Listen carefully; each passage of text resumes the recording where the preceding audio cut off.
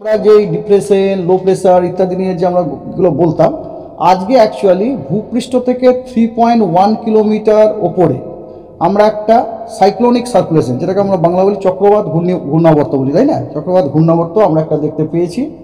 এটা হচ্ছে south West বেতে, এবং যেটা আপনাদের আমি কদিন আগে বলছিলাম যে অনেক সময় এই যে সারফেসে যে লো প্রেসারটা না, ওটা অনেক সময় দুরকমভাবে হয়। একটা পক্ষে বলি আমরা ইন সিটু, মানে নিজেই ফর্ম হয়ে গেল।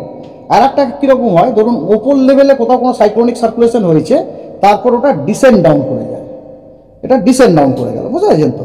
তো এই ডিসেন্ড ডাউন হওয়ারই সম্ভাবনা হচ্ছে আগামীকাল 22 তারিখে। আমরা আশা করছি যে 700 এইচপিএতে, মানে 3.1 কিলোমিটার লেভেলে আজকে যে সাইসারটা আছে, কালকে ওটা সারফেসে ডিসেন্ড ডাউন করবে as a low pressure area, ঠিক আছে?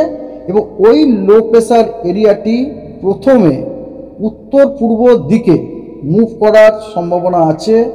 মুভ করে ওটি 24 তারিখে সেন্ট্রাল বে অফ বেঙ্গলে যাওয়ার সম্ভাবনা আছে, এবং 24 তারিখে ওটির ইন্টেন্সিফাই হয়ে ডিপ্রেশন হওয়ার সম্ভাবনা আছে।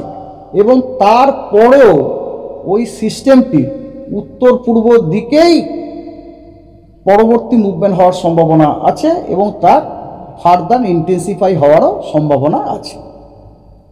This is the latest news, বুঝতে পারছেন তো? তার মানে 22 তারিখে সিস্টেমটা তৈরি হওয়ার পরে ও নর্থ ইস্ট ডাইরেকশনে মুভ করবে। 24 তারিখে গিয়ে কনসেন্ট্রেট হওয়ার সম্ভাবনা আছে।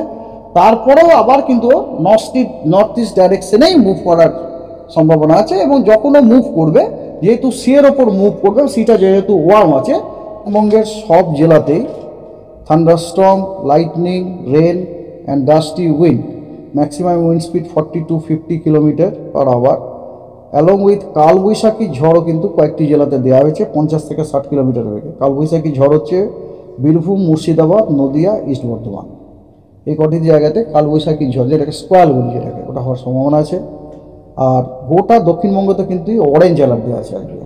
তার মানে লাইটনিংয়ের থেকে খুব সাবধানে থাকা দরকার। লাইটনিংয়ের খুব আজকাল হচ্ছে, তো people, authority, everyone should be very very careful. আর নর্থ বেঙ্গলে সব জেলাতে thunderstorm, lightning, rain and gusty উইন্ডের সতর্কবার্তা দেওয়া হয়েছে। Somewhere 30 to 40 kilometre per hour, somewhere 40 to 50 kilometre per hour. 40 to 50 kilometre per আওয়ারটা হচ্ছে দিনাজপুর এবং মালদা, ওগুলোতে আপনার অরেঞ্জ অ্যালার্ট দেওয়া হয়েছে। আর রেস্ট ডিস্ট্রিক্টগুলোতে ইয়েলো অ্যালার্ট দেওয়া হয়েছে নর্থ বেঙ্গলে। This is the status for today. আগামীকাল 22শে মে কোনো অরেঞ্জ অ্যালার্ট নেই, কিন্তু দক্ষিণবঙ্গের সব জেলাতেই বজ্র বিদ্যুৎ সহ বৃষ্টি প্লাস ঝোড়ো হাওয়া 40 থেকে 50 কিলোমিটার প্রতি ঘন্টায় গতিবেগের সতর্কবার্তা দেওয়া হয়েছে। এবং নর্থ বেঙ্গলেও আপনার বজ্র বিদ্যুৎ সহ বৃষ্টি এবং বৃষ্টির সতর্কবার্তা দেওয়া হয়েছে। 23 তারিখে দক্ষিণবঙ্গেতে সব জেলাতে বজ্র বিদ্যুৎ সহ বৃষ্টির সম্ভাবনা দেওয়া হয়েছে, কিন্তু ঝোড়ো হওয়ার কোনো সতর্কবার্তা দেওয়া নেই। কিন্তু নর্থ বেঙ্গলে কোনো সতর্কবার্তা 23 তারিখে নেই। 24 তারিখে একই কন্ডিশন, গোটা দক্ষিণবঙ্গতে আপনার কি বলে বজ্রবিদ্যুৎ সহ বৃষ্টি এবং রেনের সম্ভাবনা আছে। কোনো ঝোড়ো হওয়ার কোনো সতর্কবার্তা নেই, কিন্তু নর্থ বেঙ্গলে কোনো সতর্কবার্তা নেই। 25 তারিখে সাউথ বেঙ্গলে আপনার বজ্রবিদ্যুৎ সহ বৃষ্টি এবং ঝোড়ো হাওয়া 30 থেকে 40 কিলোমিটার প্রতি ঘন্টায় আপনার সতর্কবার্তা দেওয়া হয়েছে। তবে নর্থ বেঙ্গলে আপনার কোনো সতর্কবার্তা দেওয়া নেই। এবং 25 তারিখে আপনার কিছু ওয়ার্নিং আছে, হেভি রেনফল ওয়ার্নিং আছে কিছু জেলাতে।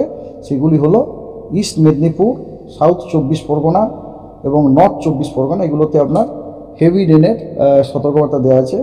এবং ইস্ট মেদিনীপুরে কিন্তু আবার 40 থেকে 50 কিলোমিটার গতিবেগে ঝোড়ো হাওয়াটা 40 থেকে 50 কিলোমিটার। এই গেল আপনার 5 দিনের সতর্কবার্তা। ডে টু ডে ওয়েদার হচ্ছে, যেমন আমরা আগেও বলেছিলাম, আজকে গোটা পশ্চিমবঙ্গের সব জেলা ফেয়ারলি ওয়াইড স্প্রেড রেনফল। পশ্চিমবঙ্গের সব জেলাতেই বেশ কিছু জায়গাতে আমরা হালকা হলেও বৃষ্টিপাত পাওয়ার সম্ভাবনা আছে। আগামীকাল সাউথ বেঙ্গলের সব জেলা ফেয়ারলি ওয়াইড স্প্রেড, নর্থ বেঙ্গলে স্ক্যাটার্ড। 23 তারিখ পরশুদিন গোটা পশ্চিমবঙ্গের সব জেলাতে আইসোলেটেড রেনফল হওয়ার সম্ভাবনা আছে। 24 তারিখে নর্থ বেঙ্গলের 5টি যে উত্তরের জেলা আছে, দার্জিলিং, জলপাইগুড়ি, কোচবিহার, আলিপুরদুয়ার এবং কালিম্পং, সেগুলিতে আইসোলেটেড রেনফল হওয়ার সম্ভাবনা আছে। এবং দক্ষিণবঙ্গে কোস্টাল যে ডিস্ট্রিক্টগুলি আছে, মানে আপনার পূর্ব মেদিনীপুর এবং দক্ষিণ 24 পরগনা, উত্তর 24 পরগনা, তার সাথে সাথে হাওড়া, পশ্চিম মেদিনীপুর এবং হাওড়া, পশ্চিম মেদিনীপুর এবং কলকাতাতে স্ক্যাটার রেনফল হওয়ার সম্ভাবনা আছে 24 তারিখে, ঠিক আছে। 25 তারিখে কিন্তু আবার দক্ষিণবঙ্গের গোটা দক্ষিণবঙ্গ আপনার ফেয়ারলি ওয়াইড স্প্রেড, তার মধ্যে কোস্টাল স্টেশনগুলো হচ্ছে ওয়াইড স্প্রেড, আর নর্থ বেঙ্গল আইসোলেটেড অথবা স্ক্যাটার। এটা হলো 25 তারিখে। 26 তারিখে সেম অ্যাজ 25 তারিখ সাউথ বেঙ্গল, তার মানে আপনার ওই কোস্টাল ডিস্ট্রিক্টগুলোতে হচ্ছে ওয়াইড স্প্রেড এবং অন্যান্য সব ডিস্ট্রিক্টে ফেয়ারলি ওয়াইড স্প্রেড, আর নর্থ বেঙ্গলে scatter to wide spread rainfall, fairly wide spread rainfall. আর 27 তারিখে পশ্চিমবঙ্গের সমস্ত জেলাতেই স্ক্যাটার রেনফল, এক্সেপ্ট উত্তরবঙ্গের যে 5টি উত্তরের জেলা আছে সেগুলিতে ফেয়ারলি ওয়াইড স্প্রেড রেনফল। এতদিন ধরে আমরা যে ডিপ্রেশন, লো প্রেসার ইত্যাদি নিয়ে যে আমরা এগুলো বলতাম, আজকে অ্যাকচুয়ালি ভূপৃষ্ঠ থেকে 3.1 কিলোমিটার ওপরে আমরা একটা সাইক্লোনিক সার্কুলেশন, যেটাকে আমরা বাংলা বলি চক্রবাত ঘূর্ণাবর্ত বলি, তাই না? চক্রবাত ঘূর্ণাবর্ত আমরা একটা দেখতে পেয়েছি। এটা হচ্ছে সাউথ ওয়েস্ট বেতে, এবং যেটা আপনাদের আমি কদিন আগে বলছিলাম যে অনেক সময় ওই যে সারফেসে যে লো প্রেসারটা না, ওটা অনেক সময় দুরকমভাবে হয়। একটা পক্ষে বলি আমরা ইনসিটু, মানে নিজেই ফর্ম হয়ে গেল। আর একটা কীরকম হয়, ধরুন ওপর লেভেলে কোথাও কোনো সাইক্লোনিক সার্কুলেশন হয়েছে, তারপর ওটা ডিসেন্ড ডাউন করে যায়, এটা ডিসেন্ড ডাউন করে গেল, বুঝতে পারছেন তো? তো এই ডিসেন্ড ডাউন হওয়ারই সম্ভাবনা হচ্ছে আগামীকাল 22 তারিখে। আমরা আশা করছি যে 700 HPAতে মানে 3.1 কিলোমিটার লেভেলে আজকে যে সাইসারটা আছে, কালকে ওটা সারফেসে ডিসেন্ড ডাউন করবে as a low pressure area, ঠিক আছে? এবং ওই লো প্রেসার এরিয়াটি প্রথমে উত্তর পূর্ব দিকে মুভ করার সম্ভাবনা আছে। মুভ করে ওটি 24 তারিখে সেন্ট্রাল বে অফ বেঙ্গলে যাওয়ার সম্ভাবনা আছে, এবং 24 তারিখে ওটির ইন্টেন্সিফাই হয়ে ডিপ্রেশন হওয়ার সম্ভাবনা আছে।